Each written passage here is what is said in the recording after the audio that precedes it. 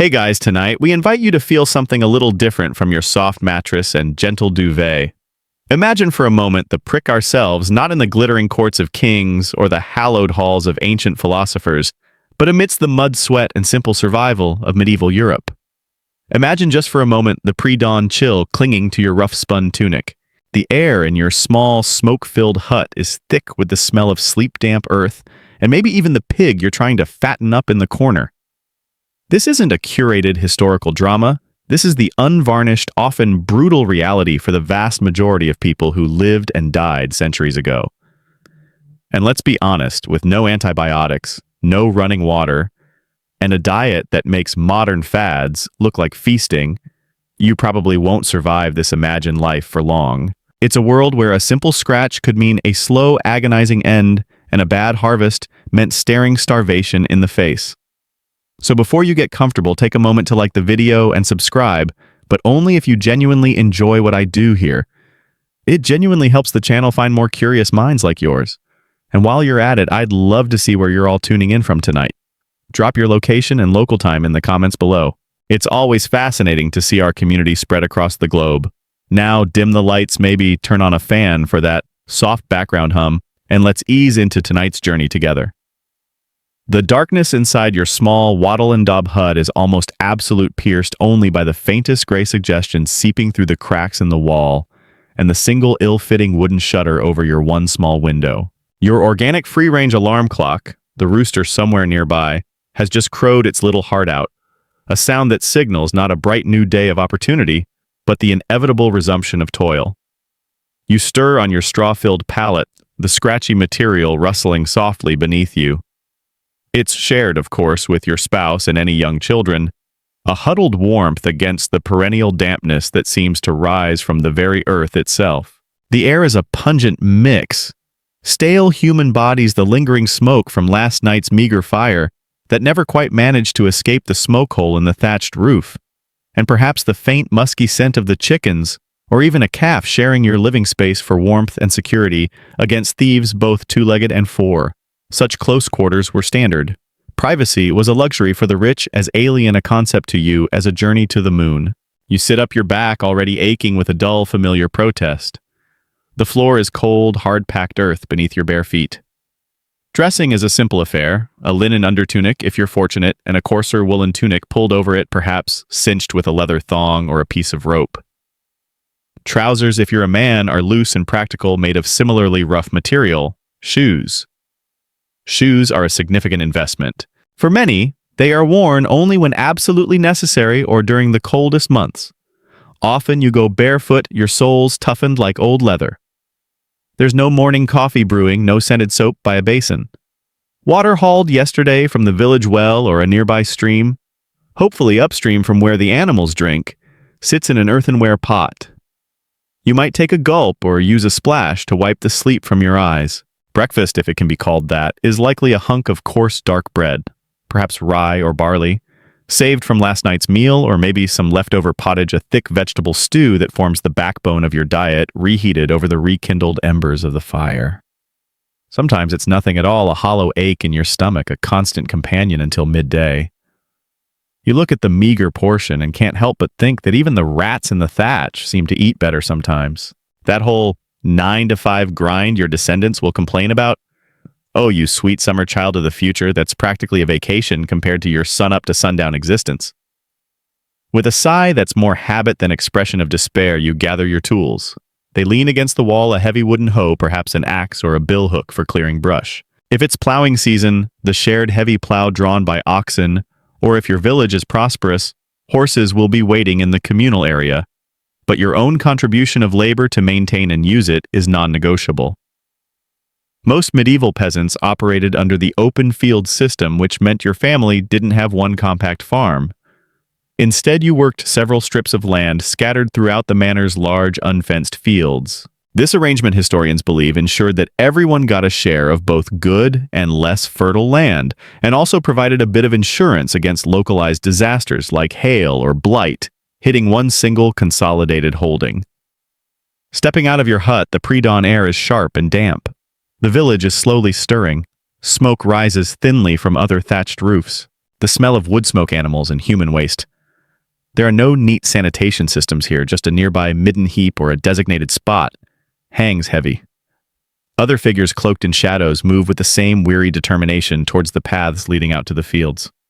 Perhaps you exchange a curt nod with a neighbor, a silent acknowledgement of the shared burden. There's little time for idle chat. The Lord's Reeve, his local overseer, will be watching. He's the one who ensures everyone is out and working and not a of straw against your skin, not just a stray piece, but an entire bed of it shared perhaps with a few family members and maybe a friendly mouse or two. Feel the damp chill of pre-dawn air, the kind that settles deep in your bones, seeping through the thin, woven wattle and daub walls of your hut. The only alarm clock is a rooster crowing with an enthusiasm that feels almost aggressive, a relentless medieval foghorn shattering the last precious fragments of your sleep. We're stepping way back into a time when survival itself was the main occupation, exploring how medieval peasants, people whose daily lives were unimaginably tough, navigated the trifecta of terror plagues, famines, and the often crushing demands of their lords. This isn't a story of kings and queens, but of the everyday folk whose grit and endurance formed the very bedrock of that era.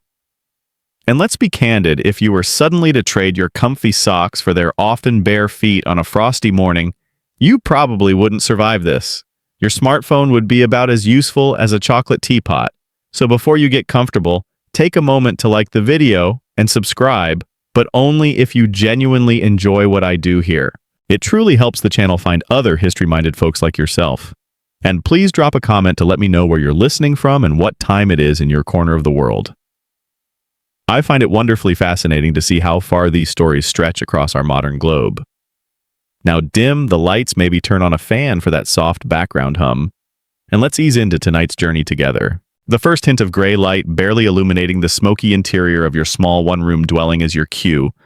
There are no snooze buttons here, no leisurely scrolling through social media. The day begins as it means to go on with urgency and labor. You swing your legs over the side of your straw pallet, your feet landing on cold, packed earth.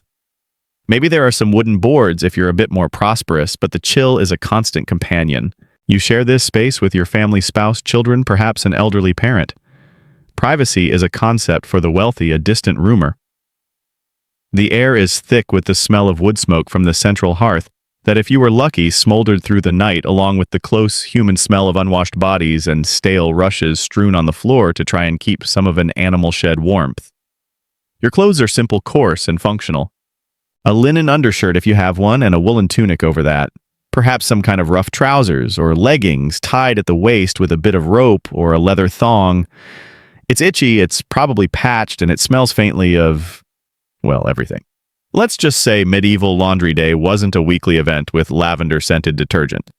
You splash some cold water on your face from a wooden bucket if there's any left from yesterday, and that's about as much pampering as you'll get.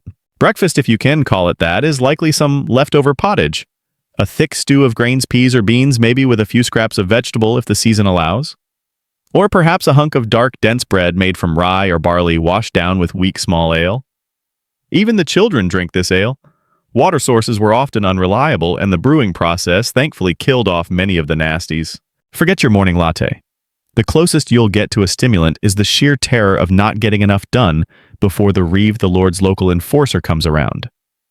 Historians still argue whether the average peasant diet provided just slacking. Sometimes peasants were even fined if their plowing wasn't straight enough, as some believed a crooked furrow could bring bad luck to the entire village's harvest, or was a clear sign of a lazy worker shirking their duty, a quirky but serious concern.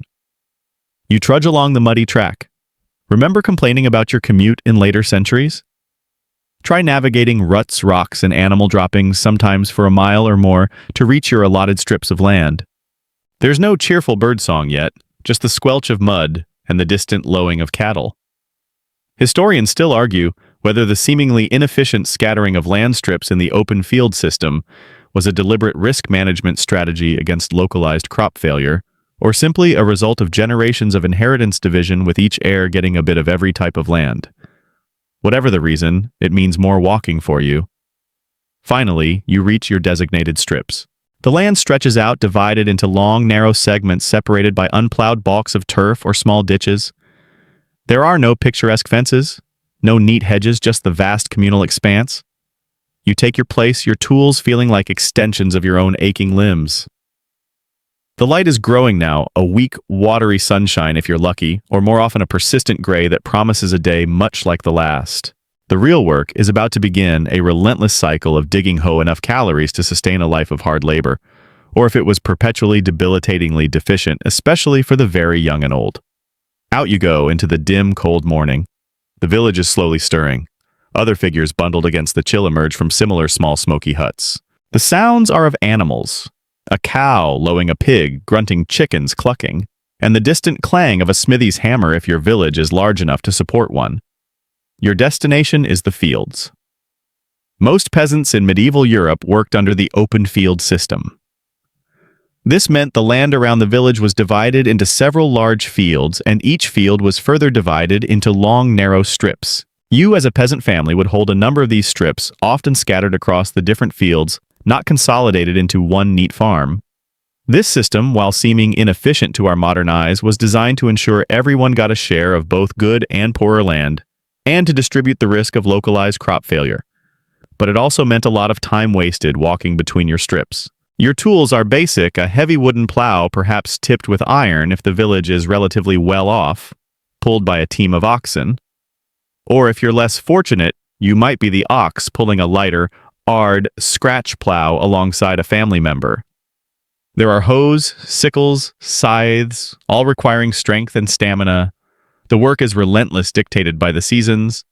Spring means plowing and sowing. You trudge behind the plowing, planting, or harvesting, dictated by the seasons and the demands of the land that ultimately doesn't even fully belong to you. You feel the familiar weight of responsibility settle upon your shoulders, a burden far heavier than the agricultural tools you carry. It isn't just about feeding your own family, though. That is a constant gnawing concern. You are a tenant on this land, and the land belongs to the lord of the manor. He might be a minor knight, a wealthy abbot of a monastery, or even a great nobleman with vast estates spread across the country. Regardless of his exact rank, he holds significant power over your life. A power derived from a complex web of feudal obligations that have defined society for generations. It's like having a landlord who's also your boss, your judge, and occasionally your drill sergeant, all rolled into one. Your most significant obligation is labor service, often called corvée labor. For a set number of days each week, perhaps 2 or 3, but it could be more during peak seasons like planting or harvest, you must work on the Lord's domain, his private land. This isn't paid work in the modern sense. It's a condition of your tenancy. The produce from the domain goes directly to the Lord to feed his household, support his retainers, and contribute to his wealth and status. So before you can even think about cultivating your own strips of land which are meant to sustain your family, you must first dedicate a substantial portion of your energy and time to enriching your master. The reeve, that ever-watchful overseer we mentioned, ensures you're not slacking off. He might be a fellow peasant elevated to this position of unpopular authority, or a direct appointee of the Lord. He knows all the tricks, all the ways one might try to lighten their workload, and he carries a staff that's not just for leaning on. Remember thinking your micromanaging boss was bad? At least they don't typically carry a big stick. Beyond the weekly labor, there are boon works, extra days of service demanded at crucial times. When the Lord's hay needs cutting, or his grapes need picking, or his grain needs harvesting, you and every other able-bodied peasant on the manor will be summoned. These days are often particularly grueling, as the work needs to be done quickly to avoid spoilage or bad weather. Missing a boon work could result in fines, punishment, or even the confiscation of precious livestock. You might grumble quietly with your neighbors, but open defiance is a risky proposition. The social order is rigid, and the Lord has the means to enforce his will, including his own manor court. Then there are the rents and dues. Even the land you work for yourself isn't entirely yours. You owe a portion of your own harvest to the Lord. This could be a fixed amount of grain or a percentage of what you produce. On top of this, there are often payments in kind, a chicken at Christmas, a dozen eggs at Easter, perhaps some honey from your beehives, or a measure of ale. These payments might seem small individually, but collectively, they represent a significant drain on your already meager resources. And don't forget the church. The tithe, a tenth of your produce, is owed to the local priest or the monastic house that owns the parish. While often considered a spiritual obligation, it felt very much like another tax to the peasant struggling to make ends meet. One quirky but surprisingly widespread belief was that if you tried to cheat on your tithe, say by hiding your best sheaves of wheat, a demon named Titavilis would collect the skipped words and mispronounced syllables of priests during Mass and record your specific act of agricultural deception for Judgment Day. No pressure. The Lord's control extends beyond your labor and produce. You often need His permission for many aspects of your personal life. If your daughter wishes to marry someone from outside the manor, you'll likely have to pay a fine called a merche. If you wish to send your son to school to become a priest, one of the few avenues of social mobility, again, permission and probably a fee are required. When the head of your peasant household dies, his heir usually has to pay a hiriot, typically the best beast from your small collection of livestock, to the lord to inherit the tenancy. This could be a crippling blow to a family already grieving and facing an uncertain future. It's like a celestial subscription fee that keeps renewing even after you've, well, unsubscribed from life. You also have to use the Lord's facilities, and guess what? They aren't free. The grain you harvest even from your own strips must often be ground at the Lord's mill, for which He charges a fee, the mulcher. You're forbidden to use your own hand querns if you even possess one. The same goes for baking bread. The Lord's oven is the only one permitted, and you pay for its use, the fornagium. He might also control the local wine press or the fishing rights in the river. Historians still argue whether these monopolies were purely exploitative or if they also provided a degree of quality control and community service, however begrudgingly offered. Certainly the miller and the baker were rarely the most popular people in the village, often suspected, sometimes rightly, of taking more than their fair share. And yet it wasn't entirely a one-way street of oppression. The feudal contract, in theory, offered the peasant something in return: protection. The lord was expected to defend his tenants from bandits, raiders, or the soldiers of a rival lord. His manor court, while often ruling in his favor, did provide a mechanism for resolving disputes between peasants based on local custom and law. And in times of dire famine, a benevolent or merely pragmatic lord might open his storehouses to prevent his entire workforce from starving to death. After all, dead peasants can't work his fields. The level of this protection and provision varied enormously, depending on the character of the individual lord and the specific customs of the manor. Some lords were undoubtedly tyrants. Others may have been relatively fair-minded within the harsh constraints of the system. Your survival, then, isn't just a battle against the elements, but a constant, delicate negotiation of power and obligation with the man at the top of your very small, very hierarchical world. The sweat stings your eyes as you swing the heavy hoe rhythmically, breaking up the clods of earth on your strip of land. Your stomach rumbles a hollow ache that has become an almost permanent fixture. You had your pottage hours ago, and the sun, now high in the sky, indicates it's past midday. There will be a short break soon, perhaps, to gnaw on another piece of that dense, dark bread and take a few gulps of water or small ale, but it's never quite enough.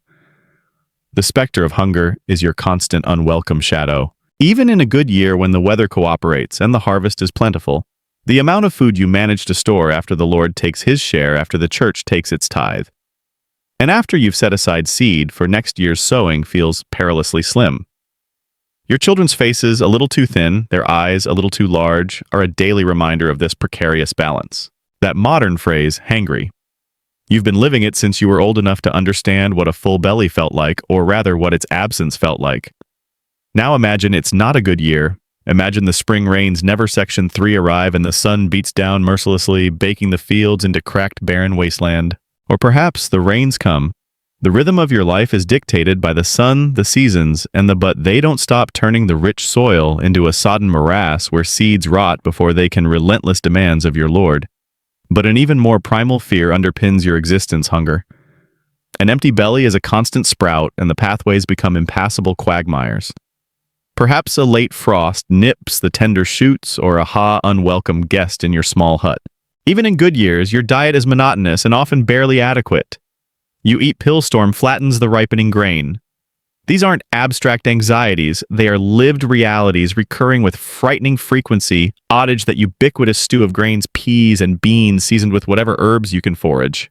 They're in the medieval period. One failed harvest could be managed, albeit with difficulty, by drawing on meager reserves or by these coarse, dark bread often made from barley rye or a mix called maslin. Meat is a rare luxury, lord perhaps offering some assistance from his granaries if he was feeling generous or simply pragmatic. But two failed harvests in a row, perhaps a bit of bacon from the pig you're carefully fattening, or if you're lucky, that spelled disaster. That spelled famine. The Great Famine of 1315, 131 rabbits snared in the woods, though poaching on the Lord's land carries severe penalties from fines to mutilation. Losing 7 is a particularly stark example, a mainstream historical fact etched into the grim annals of the era. Triggered by a hand, made farming a bit tricky, as you can imagine. Dairy. If you have a cow or a few goats provides period of unusually cold and wet weather across northern Europe, it led to widespread crop failures on an unprecedented scale. The chronic, a little cheese or milk, but again, a portion of this often goes to the Lord. The river might offer fish butlers of the time paint a horrific picture. Grain prices soared, making what little food was available utterly unaffordable for the average. Fishing rights are also usually controlled. Foraging in the commons, the shared land of the village, provides nuts, berries, and peasant. You would watch your carefully hoarded stores dwindle with terrifying speed. The pottage would become thinner, the wild greens in season a vital supplement to your diet. You become intimately familiar with every edible plant, every tiny moors, bred darker and coarser, perhaps adulterated with things like tree bark, ground acorns, or even straw, just to provideal the land might offer up, but good years are not guaranteed. Medieval agriculture was a fragile enterprise, utterly some bulk, however little nutrition. Desperate peasants would eat their seed grain, a truly tragic act as it condemned them dependent on the weather. A drought could wither your crops in the fields, turning your promising green shoots into desiccated straw, to starvation the following year, even if the weather improved. A particularly quirky and grim tidbit from some famine accounts tells of people much rain at the wrong time could cause the grain to rot before it could be harvested, or make the fields so water trying to make bread from dried ferns, and even allegedly from dried animal dung, though the veracity of the latter is logged that plowing became impossible. An early frost could kill young seedlings. A late frost could damage ripening ears of wheat. Hail, highly debated by historians who wonder if it was more of a despairing rumor than a common practice, as hunger-tight storms could flatten an entire field in minutes. Then there were the pests, rats, and mice in the granaries. Weans its grip, the social fabric begins to unravel. Families once your source of strength and comfort become strained. Evils in the flower caterpillars on the cabbages and vast swarms of locusts that could descend. And there simply isn't enough to go around. Parents would make heartbreaking choices, giving what little they had to the youngest, devour everything. The phrase, an act of God, wasn't just an expression. It was a lived reality, or strongest hoping someone might survive. The village, once a place of community, could become a place of suspicion and fear, and you often felt utterly at his mercy. One popular superstition was that planting certain crops by the phase of the moon. Stories would circulate of neighbors stealing from neighbors, of desperate people driven to unimaginable acts. You'd eye your own livestock, or conducting rituals involving blessed water sprinkled on the fields could ward off some of these disasters, though their efficacy was that precious cow, those few scrawny chickens. Not as a source of ongoing sustenance, but as a rapidly diminishing, shall we say, debatable. A particularly quirky belief was that burying a live toad under your doorstep would protect your household from evil spirits, resource that others might covet. There were reports of people abandoning their children, unable to bear watching them starve. Elderly and crop failure. Not sure about the evil spirits, but the local toad population probably wasn't thrilled. And infirm relatives who, in better times, would be cared for might be seen as an additional burden. The ties of kinship. And when the harvest fails not just in your village, but across a wider region, famine follows as surely as night follows day, community stretched to breaking point, sometimes snapped. You would become weaker, your body less able to resist disease. Mal. The signs begin subtly, the grain stores dwindle faster than they should. The portions of pottage get thinner, nutrition open the door to all manner of sicknesses. Your children, always vulnerable, would succumb first. The village graveyard, already a familiar place, would become horrifyingly busy. The sight of emaciated bodies, the sounds of constant, the bread darker and heavier with filler like ground acorns or tree bark. The faces of your children become pinched and pale lamentation would be inescapable. Some people resorted to foraging, scouring the woods and hedgerows for anything edible. That dull ache of hunger you often feel intensifies into a persistent gnawing pain. Your energy levels plummet. The work in the fields, already backbreaking, becomes an almost insurmountable torment. Historians still argue whether governments or lords of roots, berries, nuts, even grasses and weeds. But these resources were quickly exhausted when an entire desperate population turned to them. Poe, the period, had any effective large-scale strategies for famine relief beyond localized charity. Or, if regions were largely left to fend foraging game from the Lord's forest, a serious crime punishable by maiming or death in normal times might seem like a themselves. For most, it felt like the latter. As the situation worsens, desperation sets in. You sell off risk worth taking when starvation loomed, but weakened bodies were poor hunters. The Lord, if he was still on your meager possessions, that extra pot, the slightly better tunic, perhaps a small piece of inherited jewelry. Livestock, if you have the manor and hadn't retreated to a better stocked estate, might offer some relief. As mentioned, some did any left after paying the Hiriot are slaughtered, even the precious breeding animals, because the need for food now outweighs distributing grain from their stores. But often their own supplies were also affected, or they prioritized feeding their own household and soldiers. Historians still argue whether the Malthusian trap, the idea that population growth will inevitably outstrip food, the hope for the future. You scour the forests and hedgerows with even greater intensity, gathering anything remotely edible supply leading to crisis, was the primary driver of such famines? Or if poor governance warfare and inefficient roots leaves fungi a risky gamble as telling the edible from the poisonous takes expert knowledge and mistakes, our agricultural practices were more significant contributors. In reality, it was likely a grim cocktail of all these factors. You wouldn't be fatal. Some ate dogs, cats, even rats. Stories circulated whispered in fear of people in the most desperate regions thinking about demographic theories, though. You'd be thinking about the gnawing emptiness in your gut, the fading hope, resorting to cannibalism, though this was extreme and universally condemned.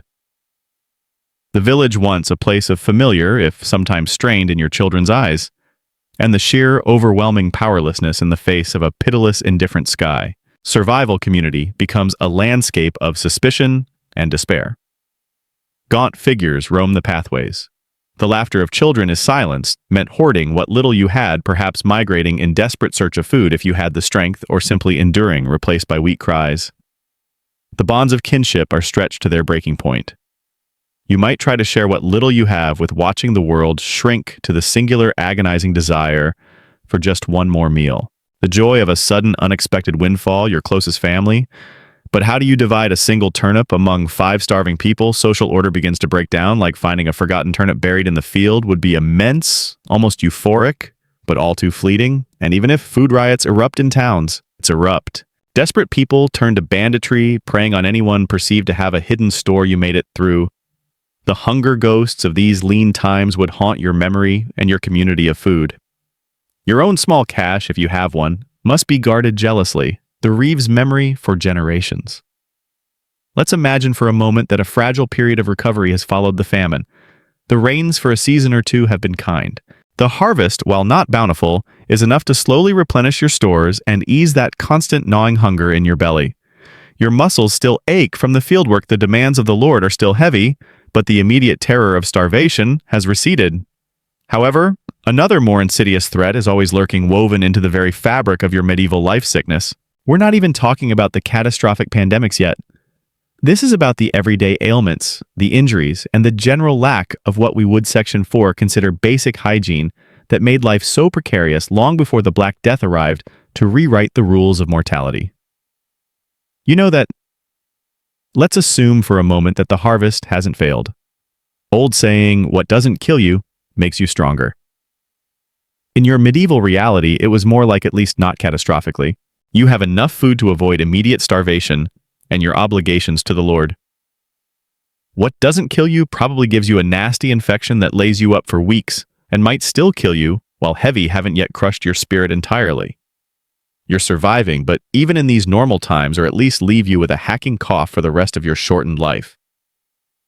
Your village is not a sterile environment. Far your world is a landscape fraught with perils to your health, perils that have nothing to do with grand famines, or even from it. Remember that shared hut with its earthen floor, poor ventilation, and animal companions? It's a breeding the dreaded plague that for now is perhaps just a distant rumor from foreign lands. Before the Black Death reshaped the world ground for vermin, rats, mice, fleas, lice, all potential carriers of disease. Sanitation as we understand it is virtually non-existent. Human and animal waste is often disposed of in shallow pits, open dunghills. Midden's everyday sickness and injury were constant threats, and your understanding of them was a curious mix of folk wisdom, religious belief, and often sheer guesswork. Forget sterile clinics and gleaming pharmacies. Your local healthcare provider was likely an elderly woman in, or simply thrown into the street or the nearest ditch. These waste heaps attract flies and other pests, and often contaminate nearby water sources like the village known for her knowledge of herbs, or perhaps the local barber surgeon if you were in a slightly larger settlement, wells or streams. You might be drawing your drinking water from the same river downstream from where another village, or even your and his primary skills, usually involve pulling teeth and letting blood, not exactly a spa day. Hygiene as we understand it disposes of its refuse or where animals wade. It's a recipe for dysentery, typhoid, and cholera was largely non-existent. You live in close proximity to your animals, sometimes even sharing your hut with them, as weed diseases that sweep through communities with distressing regularity, especially in warmer months. Diarrheal diseases were a leading cause of death of disgust. Waste disposal is rudimentary, a midden heap outside or a designated spot somewhere downwind of the village. This particularly for infants and young children whose small bodies could ill afford the fluid loss. Personal hygiene is also by modern, attracts flies, rats, and other vermin, all efficient carriers of disease. Clean water is a precious commodity. The standard's rudimentary. Soap, while it existed often a harsh concoction of animal fat and wood ash, was not village well or stream is used for everything. Drinking, cooking, washing infrequently, and sometimes, inevitably, it an everyday item for peasants. Bathing was infrequent. Water had to be hauled and heated over the fire. A laborious becomes contaminated by animal or human waste. You wouldn't know about germ theory, of course. Illness was often attributed to an process. You might sponge yourself down occasionally or take a dip in a river in summer, but a full hot bath was an imbalance of the four humors: blood phlegm, yellow bile, and black bile, a concept inherited from ancient rare treat if it ever happened at all. Your clothes worn day in and day out would harbor dirt and lice, Greek medicine. Or perhaps it was a punishment from God for sin, or the result of malevolent witchcraft or evil spirits. Maine. Sharing bedding and living in close quarters meant that any communicable illness could spread like wildfire through a household. And then, the stream medical thinking filtered down from scholarly texts centered on these humors, an excess of one or a deficiency in another wider village. If one person caught a cold or influenza, it was highly likely everyone else in the family would follow. Was believed to cause sickness. Hence, many treatments aimed to rebalance them, often through bloodletting or purr. Then there are the common ailments. Coughs, colds, and fevers are frequent visitors. Without antibiotics, ages, which probably did more harm than good much of the time. Think about the common injuries. A cut from a SC, simple respiratory infection, could easily develop into pneumonia, which was often fatal. Skin diseases were rampant scabies from mites ringwormithe, while harvesting a deep splinter from handling wood, a burn from the open hearth. These are everyday occurrences, with from fungus boils and abscesses from bacterial infections. These were often treated with poultices made from herbs bred. No antiseptics infection is a near certainty. A wound might fester, becoming red, swollen, and agonizingly painful. If, or even somewhat disturbingly, animal dung based on the prevailing medical theory of the time. One mainstream historical "it went bad." As you describe it, the best you could hope for was that it would eventually burst. Fact is that leprosy now understood as Hansen's disease, but the term likely covered a multitude and drain on its own.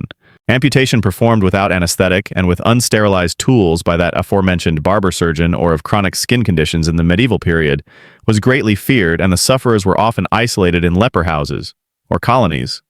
Perhaps a skilled local bone setter was a last desperate resort for a limb consumed by gangrene, and the survival outside the village forced to wear special clothing or ring a bell to warn others of their approach. Injuries or rate was shockingly low. Childbirth, too, was a perilous event for both mother and child. Many women died from a constant hazard of agricultural life. A slip of the axe while cutting wood, a kick from an ox, a fall from a ladder. Any of these could result in cuts, bruises, sprains, or broken bones. With no understanding, postpartum infections or complications and infant mortality rates were tragically high. One quirky tidbit, it was sometimes believed that applying of germ theory, wound care was a risky business. Wounds were often cleaned with wine, which had some antiseptic properties due. A poultice made of warm cow dung could draw out infection from a wound. While utterly unhygienic, by to the alcohol or vinegar, then bandaged with linen strips. But infection was a huge risk. A seemingly minor cut could become our standards. Some historians speculate that certain compounds in the dung might have had minor antibacterial properties, or perhaps it was just red, swollen, and filled with pus.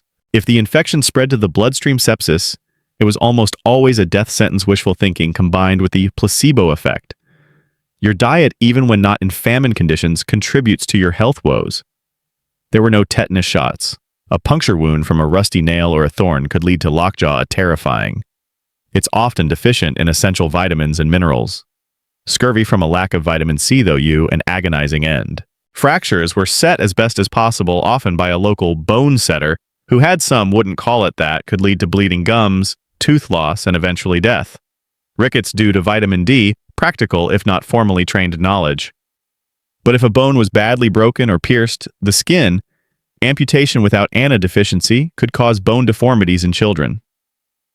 Skin diseases are rampant. Scabies, eczema, ringworm, often exacerbated by a lack of washing and close living conditions. Intestinal parasites, worms of various unpleasant kinds, are so common as aesthetic. Using a saw and a red-hot cauterizing iron to seal the stump might be the only to be almost considered normal. You might consume herbs believed to expel them, but their effectiveness was limited. Medieval physicians and desperate option to prevent gangrene.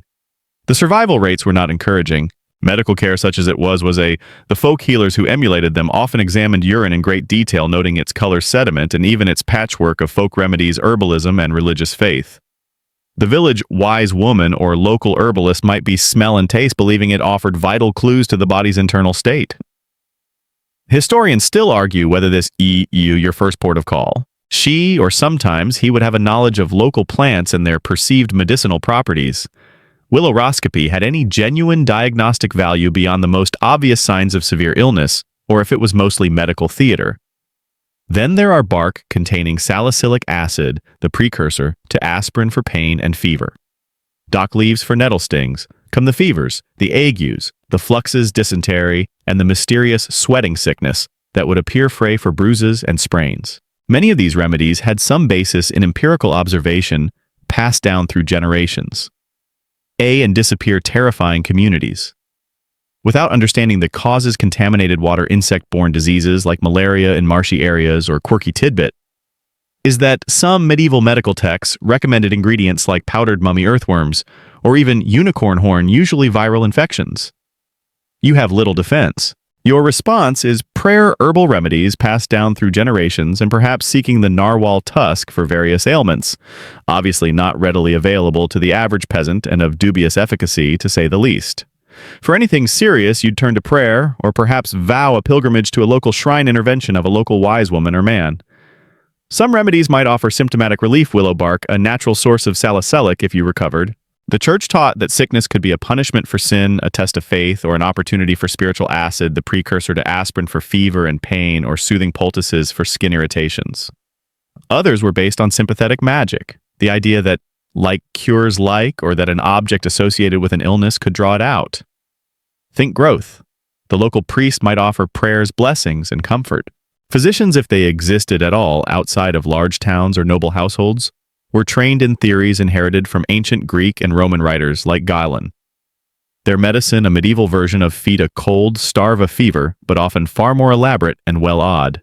A treatment was based on the concept of the four humors: blood, phlegm, yellow bile, and black bile. And illness for warts, for instance, might involve rubbing it with a stolen piece of bacon and then burying the bacon. The logic being that as was believed to result from an imbalance of these humors. Treatments aimed to restore balance, often through bloodletting. Opening the bacon decayed. So too would the wart. Good luck explaining that to the owner of the pig. Minor ailments become a vein to drain excess blood, purging inducing vomiting or diarrhea, or prescribing complex herbal concoctions. Hister major. A toothache without access to dentistry beyond extraction could become an agonizing, debilitating infection. An eye infection could Leadians still argue whether the humoral theory, despite being fundamentally incorrect, sometimes led to treatments that accidentally provided some benefit, or if it to blindness. A persistent cough could be a sign of consumption tuberculosis, a slow-wasting killer. Your more often did more harm than good. For you, the peasants, such learned physicians were usually out of reach, and prohibit lifespan statistically is short by modern standards, perhaps averaging around 35 years, though this figure is heavily expensive anyway. You relied on local remedies, your own resilience, and a good deal of hope. You accepted that life, skewed by the high rates of infant and child mortality. If you survived into adulthood, you might live into your 40s, 50s, or even older, but you'd likely be weathered and worn. Suffering from chronic was fragile, that many children would not survive to adulthood, and that a fever or a festering wound could carry you off ailments, your body bearing the scars of a lifetime of hard labor and untreated illnesses. You'd watch many of your children long before old age. This was your normal long before any catastrophic plague arrived to make things even worse. The year is 1347, or perhaps 1348, depending on how quickly the dreadful news and the even more dreadful contagion travel. Whispers have been filtering in for months, perhaps years, carried by merchants, pilgrims, and sailors. Tales of a horrific pestilence in the east, a sickness that depopulates entire cities in distant lands like Crimea or Constantinople. You might have dismissed them initially as exaggerated travelers' tales, the kind of stories that grow with each retelling. Life in your village, with its usual cycle of planting, harvesting, hunger, and everyday sickness that we just talked about, continues. You worry about the weather, the next rent payment to your lord, or the cough your youngest child has developed. The idea of a world-altering pandemic is too vast, too distant to truly comprehend. After all, haven't there always been outbreaks of deadly fevers and fluxes? You light a candle for protection at the local church, perhaps mutter an extra prayer and get on with the endless toil. Then it arrives. Maybe it's a trader passing through your market town suddenly falling ill. Perhaps it's a rat disembarking from a ship in a nearby port carrying infected fleas inland, those same fleas that so often share your straw bed. Or it could be a returning soldier or pilgrim unknowingly bringing the horror home. The first cases in your own community might initially be mistaken for a particularly virulent form of an existing illness. But then the pattern becomes undeniable and terrifyingly new. People develop sudden high fevers accompanied by chills, muscle aches, and extreme fatigue. Symptoms that at first could be any number of things. But then come the unmistakable dreaded signs, the buboes. These are painful, swollen lymph nodes typically appearing in the groin, armpits, or neck, growing to the size of an apple or an orange, sometimes turning black and necrotic. Hence the name that will echo through history, the Black Death. The bubonic form, is the most common manifestation. The speed of it is shocking. A person can seem healthy in the morning, develop a fever by noon, present with buboes by evening, and be dead by the next day or within a few days at most. The suffering is intense. Besides the agonizing buboes, there might be internal bleeding leading to dark patches under the skin, petechiae, vomiting of blood, and delirium. You watch helpless as your neighbors, your friends, even members of your own family are struck down with horrifying rapidity. Remember how concerned you were about that common cold developing into pneumonia. This new sickness makes pneumonia look like a mild inconvenience. The fear is palpable, thick enough to choke on. Your village, normally a place of predictable rhythms, however harsh, descends into chaos and terror. There are other forms of this plague, though you wouldn't understand the distinctions. Some victims develop a pneumonic form spread by coughing, which attacks the lungs and is even more contagious and almost invariably fatal, often within a day or two, sometimes without even the telltale buboes. Then there's the septicemic form, where the bacteria, Yersinia pestis, though you have no concept of bacteria multiplied directly in the bloodstream. This form is also terrifyingly swift and deadly, causing high fever, skin turning dark purple or black from disseminated intravascular coagulation, and rapid death, again, often before buboes can even form. It's like an invisible scythe, cutting people down with no discernible pattern or reason. Mainstream historical fact. The Black Death is estimated to have killed between 30% to 60% of Europe's population, perhaps more in some localized areas. Imagine looking around your village and seeing every third or even every second person you know simply gone within a matter of months or even weeks. The familiar faces at the well in the fields at the church? Vanished. The shearer who always joked too loudly, the woman renowned for her bread, the children you watched grow. All consumed by this indiscriminate horror. Panic spreads faster than the disease itself. No one understands what causes it. Is it a punishment from God for humanity's wickedness? This is a common and deeply held belief. Is it caused by miasma, a noxious bad air perhaps emanating from earthquakes or from swamps, or even from the alignment of planets? This is another widely accepted theory among the learned, filtering down to the populace.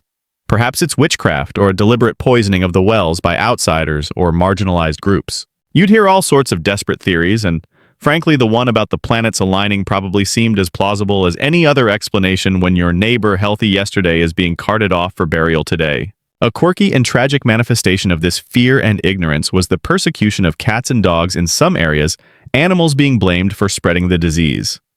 Ironically, killing the cats likely worsened the plague by allowing the rat population, the true flea-carrying culprits, to flourish.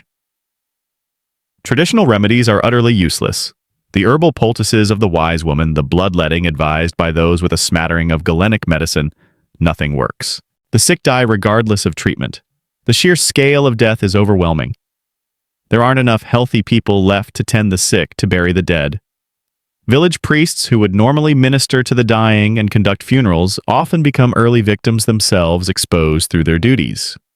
Burials become hasty, desperate affairs. Instead of individual graves and proper funereal rites, mass graves are dug, large pits into which bodies are thrown, sometimes dozens at a time, often with little ceremony. You might find yourself hauling the body of a loved one wrapped in a simple shroud if you're lucky to one of these communal pits. The stench of death clinging to you, a constant reminder of your own mortality. The familiar structures of your life crumble. Fields lie untended because the plowmen are dead or dying. Livestock wanders aimlessly untended as their owners succumb. The reeve might be dead. The lord might have fled to an isolated rural castle, a common response among the wealthy who could afford to isolate, leaving the manor in disarray. Historians still argue whether the initial reaction of the ruling classes was more one of helpless panic or cynical attempts to maintain control and revenue, even as their workforce evaporated. For you on the ground, it just looks like abandonment. The bonds of community so vital for survival are frayed or broken. Fear makes people shun each other. A cough in the market square causes people to recoil. If a family member falls ill, others might flee the hut, leaving them to die alone out of sheer terror of contagion. It's a brutal calculus of self-preservation. Your world is turned upside down and the very air you breathe seems thick with doom. The sheer unmitigated terror of the great dying, as you've now experienced its arrival in your village, pushes communities and individuals to their absolute limits. Faced with a catastrophe of this magnitude, with death seemingly raining down at random, your reactions and those of your neighbors become a desperate tapestry woven from faith, fear, and the instinct to flee. Your carefully constructed medieval worldview, already shaken by famines and everyday hardships, is now teetering on the brink of collapse.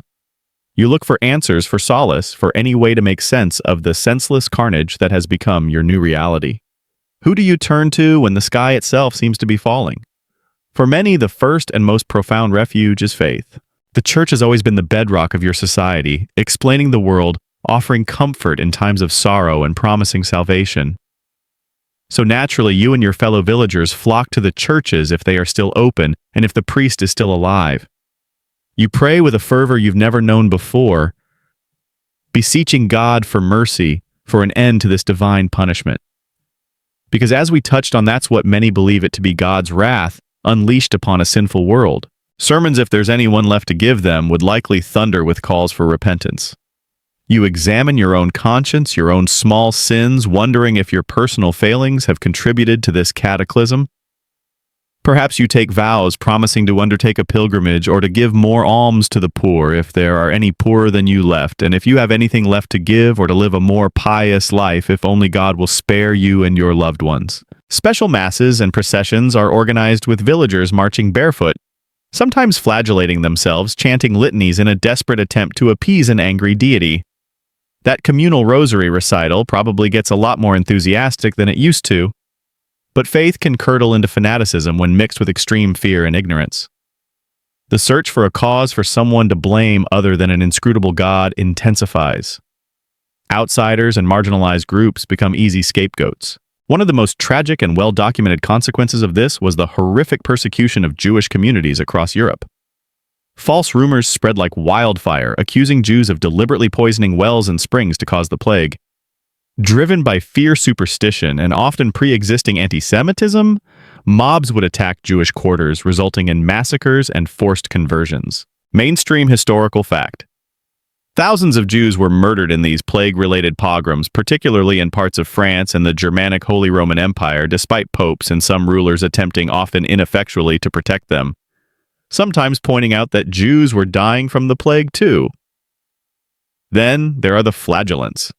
This was a more extreme manifestation of penitential fervor. Groups of men and sometimes women would wander from town to town half-naked, whipping themselves with leather scourges tipped with iron spikes until they bled profusely. They saw themselves as taking on the sins of the world, their public suffering, a way to atone and appease God's anger. They would process through villages and towns, chanting, singing hymns, and performing their ritual scourging in public squares. Initially, some common folk viewed them with awe and even hope, seeing them as holy intercessors. However, as the plague continued unabated, and some flagellant groups became increasingly radical, criticizing the church hierarchy and sometimes inciting violence against clergy or Jews, ecclesiastical and secular authorities began to suppress the movement. It was a desperate, dramatic, and ultimately futile response to overwhelming horror. You might watch them pass half in fear, half in reluctant admiration for their perceived sacrifice, wondering if their pain could possibly buy your safety. It's like a very, very extreme form of endurance sport, only the prize is supposedly avoiding eternal damnation rather than a shiny medal. Alongside prayer and persecution, the most basic human instinct kicks in flight. If you have the means or the desperation, you try to escape the infected areas. Wealthier individuals, including lords and rich merchants, were often the first to flee, retreating to their rural estates, or to less populated areas, hoping to outrun the pestilence. You might consider it too. If your village is decimated and everyone around you is dying, the urge to simply run to go anywhere else would be overwhelming. However, for a peasant, this is a far more difficult proposition. Where would you go? You are tied to your land, to your obligations. Other villages and towns, equally terrified, are likely to turn away strangers, fearing they might carry the contagion. Roads become dangerous not just because of the plague itself, but because social order is breaking down, and desperate lawless individuals might prey on travelers. Yet some do flee. Families abandon their homes, their fields, everything they know in a desperate gamble for survival. This internal displacement contributes to the further spread of the disease, as infected but asymptomatic individuals carry it to new, previously untouched locales. Historians still argue about the overall impact of this flight. Did it significantly accelerate the spread? Or was the disease so pervasive that it made little difference in the grand scheme of things? For the individual fleeing, it wasn't an epidemiological calculation, but a raw instinct for self-preservation. Some people tried more practical, if often misguided, preventative measures. They would burn aromatic herbs and woods like juniper or rosemary, hoping the smoke would purify the miasma, or bad air believed to carry the plague. They might hold sweet-smelling pomanders, balls of perfume and spices to their noses when venturing out. Some communities tried to quarantine themselves, barring entry to outsiders, though often too late. One rather quirky belief recorded in some medieval sources was that living near or even in a sewer might offer protection from the plague, the logic being that the overwhelming foulness of the sewer's air would somehow drive away the more subtle pestilential miasma. Needless to say, this wasn't a widely adopted public health strategy, and likely led to other more conventional, filth-related diseases for those who tried it. Imagine willingly moving closer to the source of medieval aromas. That's a level of desperation most of us can barely comprehend. In the face of the unimaginable, your community fractures, turning inward to prayer, outward in blame, or scattering in a desperate bid for safety, each action a testament to the profound human need to do something, anything, when confronted by the abyss. The silence is one of the first things you notice. After the initial chaotic horror of the plague's arrival, the cries of the sick, the wailing of mourners, the hurried commands for burying the dead, an eerie quiet settles over your village or what's left of it. Fields lie fallow not because of drought this time, but because there are too few hands to plow them. The familiar sounds of village life, the laughter of children playing the gossip at the well, the rhythmic clang of the smithy, are muted or gone entirely. Cottages stand empty, their doors askew, their hearths cold. You walk through the depopulated lanes, a survivor amidst the ghosts of your former life. The immediate terror might have passed, perhaps the wave of sickness has crested and begun to recede, but the world you knew has been irrevocably, profoundly altered. Yet amidst the grief and desolation, a strange and unexpected shift begins to occur. For those of you who survived, and it feels like a grim lottery with no rhyme or reason as to who was spared, the plague paradoxically starts to create new, unforeseen opportunities. It's a bitter irony. The immense loss of life fundamentally changes the economic and social landscape in ways that for some peasants are surprisingly beneficial. Remember how tightly you were bound to the Lord's service, how meager your own earnings were. The ground is shifting quite literally beneath your feet. The most immediate impact is a severe labor shortage. With so many peasants dead, in some areas, as we've said, more than half the population, the old power dynamic between lord and tenant begins to erode. Suddenly, your labor, once taken for granted, becomes a valuable commodity. Lords who previously had a surplus of peasants clamoring for land and work now find themselves desperate for anyone to till their demesne and bring in the harvest. They can't afford to let their lands lie uncultivated indefinitely. This newfound scarcity of workers gives you the surviving peasant leverage you could only have dreamed of before the Great Dying. Villages that were once overcrowded with not enough land to go around now have an abundance of vacant holdings. If your own family's strip of land was small or infertile, you might now have the chance to take over better, larger plots abandoned by those who perished. Some lords eager to get their fields worked might even offer more favorable terms of tenure. Instead of the heavy burden of labor services, that corvée work you so loathed, they might be willing to commute these services to a fixed cash rent. This is a significant change. Paying a cash rent gives you more control over your own time and your own produce. You can focus on farming your own land more efficiently, selling any surplus on the open market, and potentially improving your economic standing. Historians often point to the post-plague era as a period when serfdom began to significantly decline in Western Europe precisely because of this shift in bargaining power. Wages for agricultural laborers and for artisans in towns also begin to rise dramatically. If a lord needs his sheep sheared or his fields harvested, and there are only a handful of able-bodied people left who can do the job, he has to pay them what they demand or risk losing his crop. Pre-plague attempts by rulers to cap wages had always been difficult to enforce. Now they become virtually impossible. You might find yourself earning more in a day than you previously earned in a week. This influx of cash, however modest by modern standards, allows for some improvement in your living conditions. Perhaps you can afford to buy a new tool, repair your hut more substantially, or even purchase some livestock. It's not exactly a rags to riches story. You're still a peasant, and life is still incredibly hard. But there's a glimmer of improvement, a small taste of economic agency. The traditional peasant grumble about not getting paid enough suddenly has a bit more oomph behind it when there's no one else to do the job. This new economic reality also encourages mobility. If your local lord is unwilling to improve your conditions or reduce your traditional burdens, you might now have the option of simply leaving and seeking better terms elsewhere. While lords tried to prevent this through legislation like the Statute of Laborers in England, a mainstream historical fact, an attempt by the crown and landowners to freeze wages and restrict peasant movement to pre-plague levels, these laws were often widely ignored and difficult to enforce when so many manors were desperate for tenants.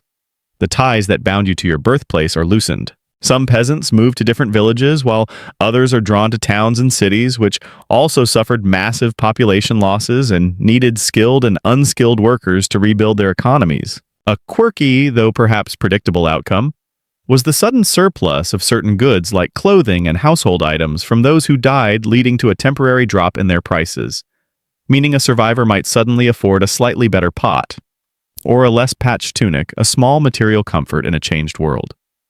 The psychological impact of surviving such a cataclysm also plays a role. Having faced death so directly, some survivors develop a more assertive, even defiant attitude. The old deference to authority, while not vanishing entirely, is certainly dented. You've seen the highest and lowest in society struck down with equal impartiality by the plague. The rigid social hierarchy, once seemingly ordained by God, now appears more arbitrary, more fragile. Historians still argue whether this psychological shift was a direct cause of later peasant revolts, or if it simply created a fertile ground for pre-existing grievances to flourish more openly. The world has been turned upside down, and in the reshuffling, some of those at the bottom find themselves with a slightly better hand. Of course, this period of opportunity is set against a backdrop of profound grief and social dislocation. The loss of family, friends, and community members leaves deep scars. But for those who endure the post-plague world, while still harsh, offers possibilities that were unimaginable just a generation before. The grip of feudalism is weakening, and the seeds of a new social and economic order, one where the common person has a little more say and a little more value, are, however, slowly and painfully beginning to sprout from the mass graves of the old world.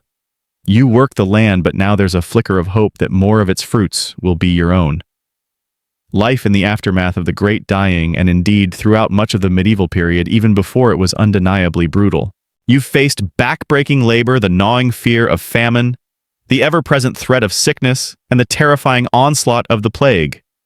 Yet human beings are remarkably resilient. Amidst all this hardship and uncertainty, you and your fellow peasants found ways to carve out moments of joy, to cultivate hope, and to build communities bound by shared beliefs and simple pleasures. It wasn't all grim toil and despair. There was a vibrant undercurrent of life, laughter, and faith that helped you endure. Your descendants might romanticize knights and castles, but your quiet resilience, your ability to find light in the darkest of times, is perhaps the more compelling story. Your faith, which was so profoundly tested during the plague, remains a central pillar of your existence. The village church is more than just a place of worship. It's the heart of your community. Here you mark the great passages of life, baptisms, marriages, and funerals, though the latter became horrifyingly frequent and communal during the plague. The church calendar, with its cycle of feasts and fasts, saints' days, and holy days, gives rhythm and structure to your year, breaking up the monotony of agricultural labor. These holy days or holidays were often genuine days of rest from servile work, opportunities for celebration, feasting if provisions allowed, and communal gathering. After a period of intense collective trauma like the plague, these rituals and shared beliefs provide a crucial sense of continuity and meaning. You might not have understood the Latin of the Mass, but the ceremony, the incense, the flickering candles, and the familiar prayers offered a connection to something larger and more permanent than your fleeting, fragile life. Remember those flagellants we discussed? While extreme, they were an outpouring of that same deep religious conviction, albeit one mixed with desperate fear.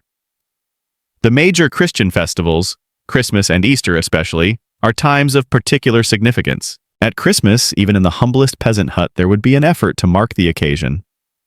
Perhaps a slightly better meal with a bit of hoarded meat, or a special type St. Benedict's rules monks of some cheese. There might be storytelling, singing of carols, which were originally folk songs, often accompanied by dancing, and perhaps even the burning, were actually encouraged to have a daily nap or siesta, especially in summer months when the working days were longest. Now that's a productivity hack of a Yule log for warmth and good luck.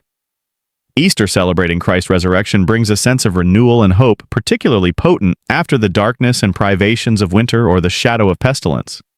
These celebrations, with their specific foods, rituals, and communal gatherings, weave a strong thread of tradition through your life. One quirky festive tidbit: on some saints' days or local festivals, mock boy bishops would be elected, usually a choir boy, who would temporarily take on the bishop's ceremonial duties, sometimes even delivering comical sermons and collecting offerings. It was a sanctioned moment of playful subversion within the rigid church hierarchy. Beyond the formal religious observances, there are countless local customs, superstitions, and folk beliefs that color your daily life and offer a sense of control, however illusory, over a dangerous world.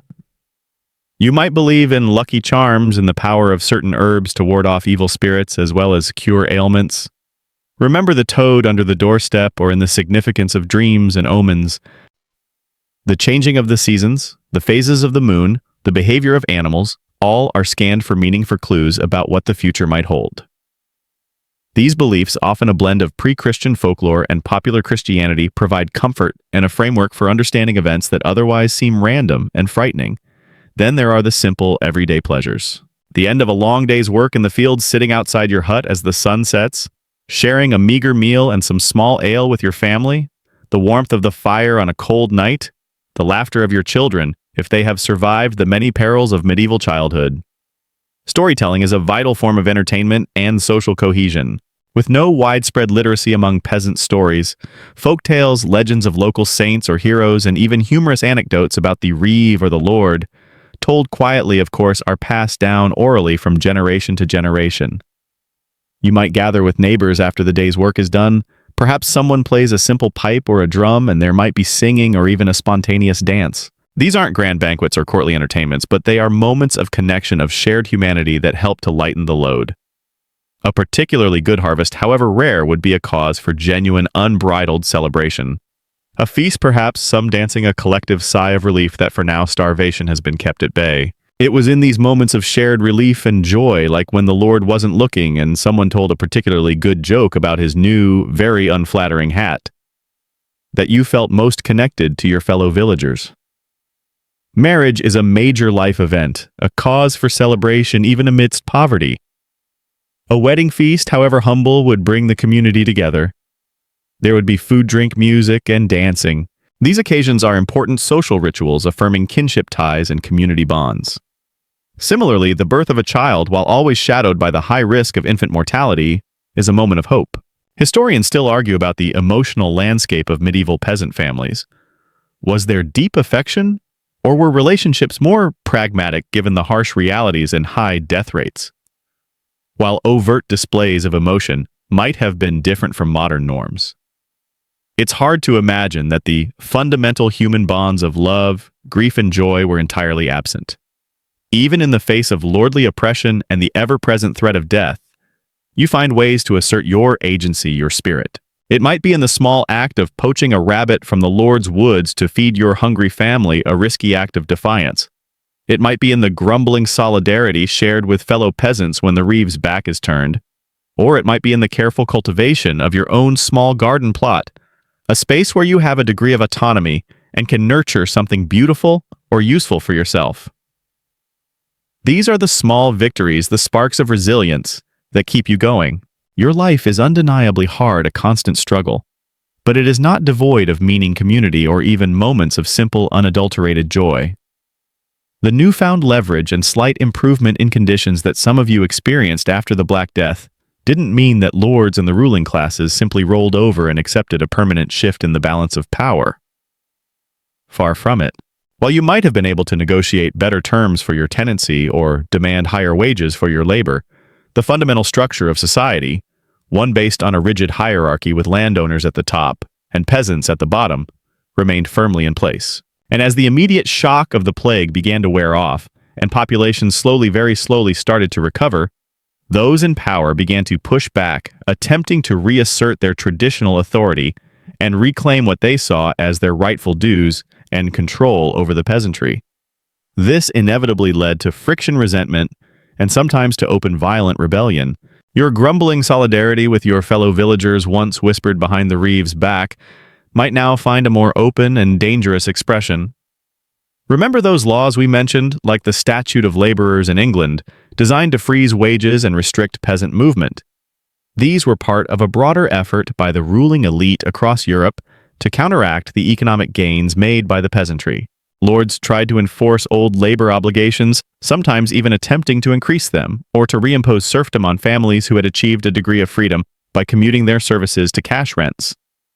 They raised fines in their manor courts, levied new taxes, and generally tried to squeeze as much as possible from a diminished but increasingly resistant peasant population. Imagine finally getting a pay raise after half your colleagues vanished, only for the company to then double your workload and start charging you for using the office coffee machine.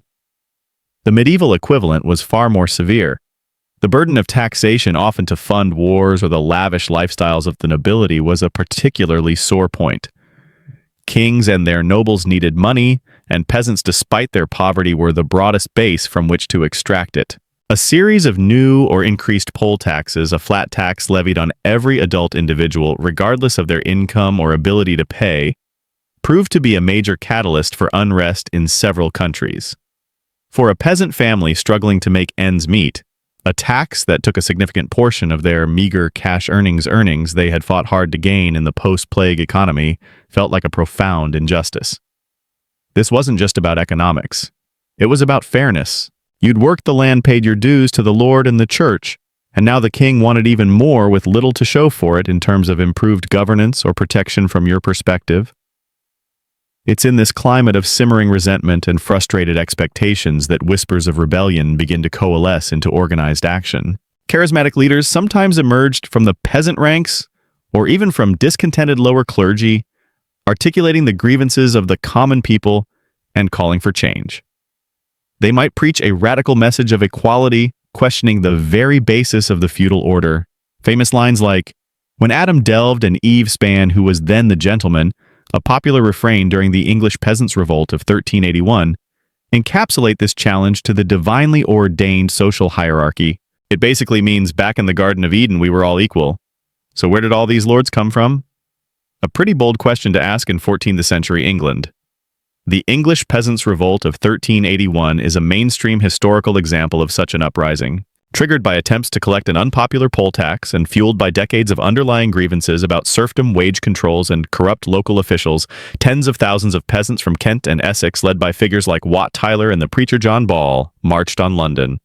They burned manor houses, destroyed tax records, and demanded an end to serfdom, the abolition of the poll tax, and pardons for their actions. For a brief, heady period, they held the city in their grip, even meeting with the young King Richard II. The initial success, however, was short-lived. Tyler was killed. Promises made by the king were reneged upon, and the revolt was brutally suppressed, with its leaders executed and harsh reprisals exacted on the rebellious regions. Similar uprisings occurred in other parts of Europe. The Jacquerie in France in 1358, for example, was a violent peasant rebellion that erupted in the midst of the 100 Years' War and the chaos following the Black Death. It was characterized by brutal attacks on nobles and their property, reflecting years of pent-up rage against oppression and the perceived failures of the nobility to protect the realm. Like the English Revolt, it was also savagely put down. A quirky and somewhat chilling aspect of these revolts was the symbolic violence often employed. Peasants wouldn't just loot a manor house. They would specifically destroy the manorial records, the charter's rent rolls, and court documents that detailed their obligations and their unfree status. It was an attempt to literally erase the legal basis of their servitude. Imagine the satisfaction of chucking your centuries-old lease agreement into a massive bonfire, but with much higher stakes. These rebellions were rarely successful in achieving their immediate radical aims. The military power of the state and the nobility was usually too strong. The leaders were often betrayed or outmaneuvered, and the inherent difficulties of organizing and sustaining a peasant army, often composed of poorly armed and ill-disciplined individuals, made long-term success almost impossible. Historians still argue whether these revolts were primarily driven by economic desperation, a desire for greater political freedom and social justice, or a combination of both, perhaps with religious motivations mixed in, as with John Ball's preaching. Yet even in failure, these revolts had an impact. They sent a shockwave through the ruling classes. They demonstrated that there was a limit to what the peasantry would endure, and that if pushed too far, they would fight back sometimes with terrifying ferocity. While direct concessions might not have been immediately granted, the memory of these uprisings likely tempered the demands of some lords in the long run and contributed to the gradual, very slow erosion of the harshest aspects of serfdom and feudal control. The lords might have won the battle, but the whispers of rebellion, the idea that the established order could be challenged, lingered in the collective memory of the common people. you might have returned to your fields, head bowed for now. But the spark of defiance, the dream of a fairer world, however remote, was harder to extinguish than the flames of a burned manor house. The desire for a better life for dignity and justice is a powerful force, and it would continue to fuel peasant struggles for centuries to come. The echoes of those desperate rebellions, the phantom taste of briefly held power, fade back into the daily rhythms of your life.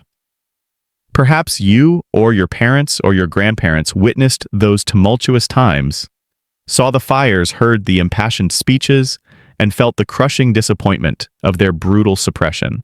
Or perhaps these events are already becoming the stuff of village legend stories told around the hearth on long winter nights, cautionary tales mixed with a flicker of enduring hope. Life for you, the medieval peasant, has always been a testament to endurance, a quiet, often uncelebrated saga of survival against formidable odds. The grand sweep of plagues, famines, and lordly demands has shaped your world, and in surviving them, you and generations like you have in turn profoundly shaped the future. You still trudge out to the fields at dawn, your back aching, your hands calloused. The Lord's reeve still keeps a watchful eye, though perhaps his demands are tempered by the lingering memory of what happens when peasants are pushed too far. Section 1. The harvest is still a gamble against the weather, and sickness still lurks in the cramped, unsanitary conditions of zero.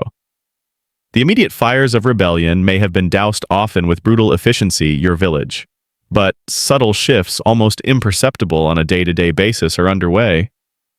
The rigid but the embers of change continued to smolder beneath the surface of medieval society. You, the peasant, having navigated the daily bonds of serfdom, severely weakened by the labor shortages after the Black Death, and further shaken by those desperate revolts, grind the terror of famine, the horrors of plague, the demands of your lord, and perhaps even tasted the fleeting, continue to loosen their grip in many parts of Western Europe.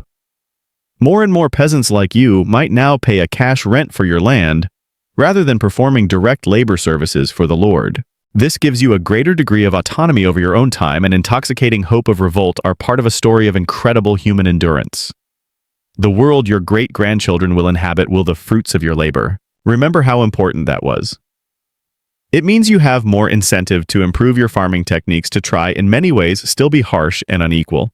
But the cumulative effect of these medieval struggles, your struggles, will have new crops to produce a surplus that you can sell at the local market. The open field system, with subtly yet significantly reshaped it, the echoes of your survival, your resilience, and your occasional defiance resonate far. Its scattered strips begins to gradually give way in some areas to enclosed fields, as more enterprising peasants, or indeed beyond your own lifetime, rippling outwards to influence the very foundations of future societies. The profound demographic shift caused by the Black Death landlords consolidate land holdings. This process of enclosure, which would accelerate in later centuries, has both positive and negative consequences, as we've seen had lasting consequences. That mainstream historical fact about 30 to 60% population, it can lead to more efficient farming, but it also often dispossesses those with weaker claims to common lands. Pushing loss wasn't just a statistic. It was a cataclysm that permanently altered the medieval economy, the scarcity of labor them towards wage labor, or into the growing towns. Historians still argue about the overall net benefit versus the social cost of the which gave surviving peasants like you a temporary bargaining chip, led to a gradual but persistent increase in real wages for agricultural workers' enclosure movement in its various phases. For you, it might mean the loss of ancient grazing rights on the common pasture and artisans over the subsequent decades and even centuries in many parts of Western Europe. Lords unable to rely on an endless supply of cheap, a quirky but vital part of your traditional livelihood, like the right to let your pig forage for acorns in the Lord's woods. Serf labor were increasingly forced to commute labor services, to cash rents, to offer more favorable leasing terms, or even to switch pannage, which often provided a crucial supplement to your family's diet. The catastrophic population loss from the Black Death, while devastating, had the long-term effect of recalibrating the value of land and labor. With fewer people, land became from arable farming, which was labor-intensive, to sheep farming, which required fewer workers. This shift accelerated the decline, relatively more abundant and labor more expensive, as we've seen. This contributed to a slow but steady rise in the standard of classical serfdom, where peasants were legally bound to the land and subject to the lord's arbitrary will. of living for many surviving peasants and laborers in the generations that followed the initial crisis. Your diet might become slightly more varied, perhaps. While other forms of tenancy and obligation continued, the move towards a more wage-based agricultural economy represented a significant step towards greater personal, with a little more meat or dairy. You might be able to afford slightly better clothing or improvements to your small hut. These are freedom and economic mobility for your descendants. The land itself also changed. With fewer people to work at some marginal lands, those that were difficult to cultivate or less fertile fell out of use and reverted to pasture or woodland. This not dramatic changes, but incremental improvements that make a hard life just a little bit more bearable. The children born now might seem like a loss, but in some ways it could lead to a more sustainable use of resources and have a slightly better chance of surviving to adulthood than their great-grandparents did. The experiences of surviving widespread famine, a time perhaps even an improvement in the average quality of land under cultivation as the worst plots were abandoned. Villages and plague also led to some rudimentary public health responses, particularly in towns and cities. While the understanding of disease causation remained flawed, might shrink, or some might even be deserted entirely. The lost villages that archaeologists still uncover today are often casualties that miasma theory was hard to shake. Authorities began to implement measures like quarantine for ships arriving from plague-stricken areas, the establishment of pest houses to isolate the sick, and more organized efforts for street cleaning and waste disposal. These were of this period their stone foundations, a silent testament to communities that couldn't recover from the plague's devastation, or often reactive and inconsistently applied, but they mark the faint beginnings of a societal recognition that collective action could perhaps mitigate the impact the subsequent economic shifts. Historians still argue about the exact pace and regional variations of this agricultural transformation, but the general of epidemics. One mainstream historical fact is that some Italian city-states like Venice and Florence were pioneers in developing these trend away from direct domain farming by lords using serf labor towards a system of tenant farming as widely early public health strategies during and after plague outbreaks. Your mental world, too, has been subtly altered. Having lived, accepted. The social and psychological impact, too, was profound. The plague, by striking down rich and poor, noble and commoner alike, subtly undermined the rigid social hierarchy that had seemed so immutable. While class distinctions certainly didn't, through times when the old certainties crumbled when priests died alongside peasants.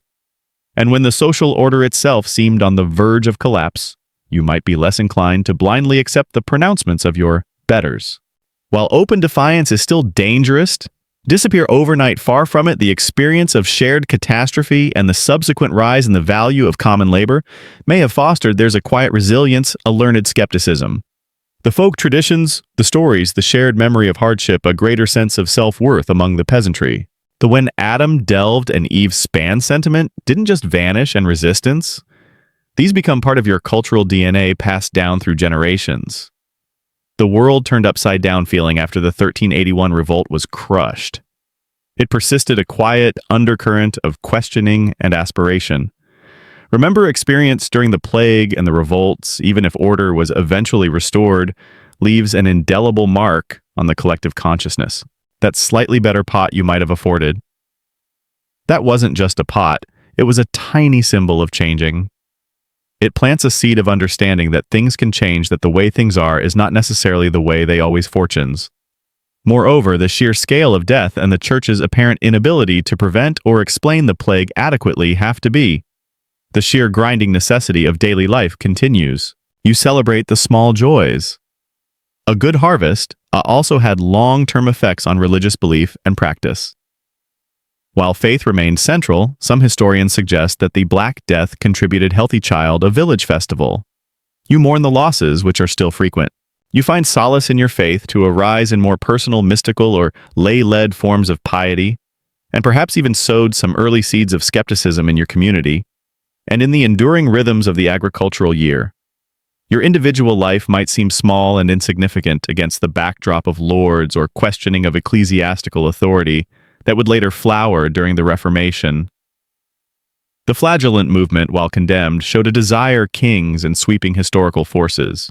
But your endurance, your ability to adapt, to find ways to survive, and even for direct, unmediated religious experience, One quirky, though understandable outcome of the plague era was an increased preoccupation with death, and to improve your lot in the face of plague, famine, and oppression is a quiet heroism. The struggles of countless afterlife in art and literature, the dance macabre, dance of death motif, showing skeletons leading people, medieval peasants like you, laid the groundwork for the economic and social transformations that would eventually lead to the modern world. Your resilience, populated from all walks of life in a grim procession, became incredibly popular, a visual reminder of mortality's universal reach. This wasn't the land tilled the fields and slowly, incrementally chipped away at the structures of feudalism, paving that just morbid fascination. It was a way of processing immense collective trauma, the attempts by the ruling classes to reweigh for new forms of society and governance. Your story is not just one of suffering. It's a profound testament to the enduring strength of the human spirit. And so, as the light assert control and suppress peasant gains like those wage caps and anti-mobility laws, while often effective in the short term of our historical journey together, begins to soften and the sounds of that distant, difficult era grow fainter, allow yourself to feel also highlighted the growing tensions and shifting power dynamics. The memory of peasant revolts, even failed ones, served as the slow return to the quiet comfort of your own bed. The immense struggles of medieval peasants, their daily toil, they're a warning. While direct large-scale uprisings became less common in the immediate aftermath, peasant resistance often continued in more localized fight against hunger and disease. Their defiance against oppression fade into the tapestry of the past, leaving behind faint but discernible, less dramatic ways through foot-dragging, poaching disputes in manor courts over customary rights, and a general reluctance to accept threads that connect to our own time. Consider the sheer tenacity required not just to exist but to persevere through such relentless a return to pre-plague conditions. Your quiet stubbornness, your insistence on a fairer share contributed to a hardship, to find moments of joy amidst profound suffering, and to lay stone by muddy stone the foundations for a world-slow grinding process of social change. Your survival and the survival of your communities despite plague, famine, and they could never have imagined. Let the images of those earthen-floored huts, the vast open fields under lordly oppression, is a testament to human adaptability and resilience. You learn to live with less, to innovate with what you had, a often gray sky, and the flickering candlelight of a village church gently recede. Feel the weight of their burdens to find joy in small things, and to support each other through unimaginable hardship. These aren't qualities that die with a single generation. They are passed down, woven into the cultural DNA of the societies that emerge from the medieval crucible, lift from your imagined shoulders, replaced by the reassuring lightness of your own blankets. The struggles for sustenance, for health, the fight for a better life. For a little more security, a little more freedom, a little more dignity, sliver of freedom, while so distant in time, speak to a fundamental human resilience that echoes even now. As you drift, that fight didn't end in the 14th or 15th century. It continued evolving and taking towards sleep. Let their quiet endurance be a soft, lulling presence, a reminder of the deep, long currents of history that flow new forms, but always drawing on the deep well of experience forged by generations of medieval peasants who simply refused to be entirely beneath our modern lives. The world has changed immeasurably, yet the strength found in facing adversity remains a timeless human quality extinguished. Their echoes are in the land, in the customs, and in the enduring human spirit that seeks light even in the deepest. Rest now easily and deeply embraced by the peace of the present moment, allowing the whispers of the past to become darkness.